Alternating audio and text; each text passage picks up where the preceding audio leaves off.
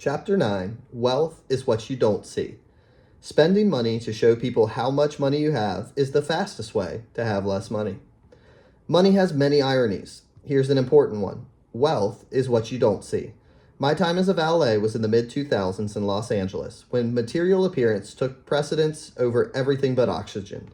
If you see a Ferrari driving around, you might intuitively assume the owner of the car is rich, even if you're not paying much attention to them. But as I got to know some of these people, I realized that wasn't always the case. Many were mediocre successes who spent a huge percentage of their paycheck on a car. I remember a fellow we'll call Roger. He was about my age. I had no idea what Roger did. He drove a Porsche, which was enough for people to draw assumptions. Then one day, Roger arrived in an old Honda. Same the next week and the next. "What happened to your Porsche?" I asked. "It was repossessed after defaulting on his car loan," he said.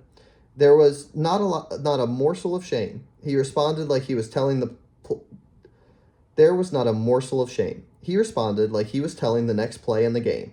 Every assumption you might have had about him was wrong. Los Angeles is full of Rogers. Someone driving a $100,000 car might be wealthy, but the only data point you have about their wealth is that they have $100,000 less than they did before they bought the car, or $100,000 more in debt. That's all you know about them. We tend to judge wealth by what we see, because that's the information we have in front of us. We can't see people's bank accounts or brokerage statements, so we rely on outward appearances to gauge financial success. Cars, homes, Instagram photos. Modern capitalism makes helping people fake it until they make it a cherished industry. But the truth is that wealth is what you don't see. Wealth is the nice cars not purchased, the diamonds not bought, the watches not worn, the clothes foregone, and the first class upgrade declined. Wealth is financial assets that haven't yet converted into the stuff you see. That's how we think about wealth, that's not how we think about wealth because you can't contextualize what you can't see. Singer Rihanna nearly went bankrupt after overspending and sued her financial advisor. The advisor responded, "Was it really necessary to tell her that if you spend money on things, you will end up with the things and not the money?" You can laugh, and please do. But the answer is yes, people do need to be told that. When most people say they want to be a millionaire, what they actually mean is, "I'd like to spend $1 million." And that is literally the opposite of being a millionaire. Investor Bill Mann once wrote, "There's no faster way to feel rich than to spend lots of money on really nice things. But the way to be rich is to spend money you have and not spend money you don't have. It's really that simple." It is excellent advice, but it may not go far enough. The only way to be wealthy is to not spend the money that you do not have. The only way to be wealthy is to not spend the money that you do have. It's not just the way to accumulate wealth, it's the very definition of wealth. We should be careful to define the difference between wealthy and rich. It is more than semantics. Not knowing the difference is a source of countless poor money decisions. Rich is current income. Someone driving a $100,000 car is almost certainly rich, because even if they purchase the car with debt, you need a certain level of income to afford the monthly payment. Same with those people who live in big homes. It's not hard to spot rich people. They often go out of their way to make themselves known. But wealth is hidden. It's income not spent. Wealth is an option not yet taken to buy something later. Its value lies in offering you options, flexibility, and growth to one day purchase more stuff than you could right now. Diet and exercise offer a useful analogy. Losing weight is notoriously hard, even among those putting in the work of vigorous exercise. In his book, The Body, Bill Bryson explains why.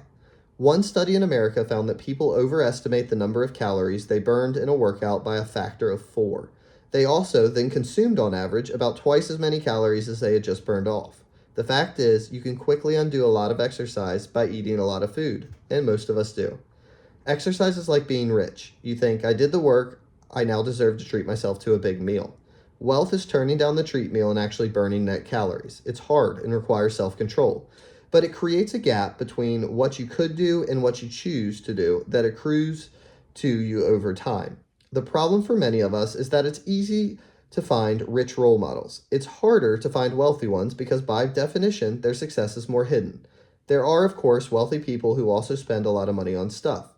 But even in those cases, what we see is their richness, not their wealth. We see the cars they choose to buy and perhaps the school they choose to send their kids to. We don't see the savings, retirements accounts, or investment portfolios.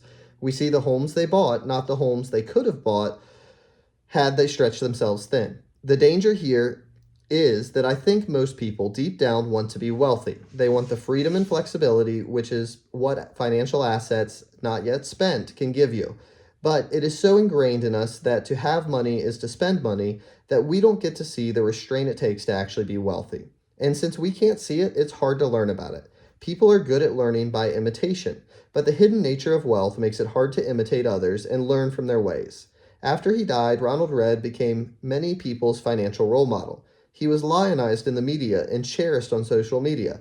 But he was nobody's financial role model while he was living because every penny of his wealth was hidden, even to those who knew him. Imagine how hard it would be to learn how to write if you couldn't read the works of great authors. Who would be your inspiration? Who would you admire? Whose nuanced tricks and tips would you follow? It would make something that is already hard even harder. It's difficult to learn from what you can't see, which helps explain why it's so hard for many to build wealth. The world is filled with people who look modest but are actually wealthy, and people who look rich who live at the razor's edge of insolvency. Keep this in mind when quickly judging others' success and setting your own goals. If wealth is what you don't spend, what good is it? Well, let me convince you to save money.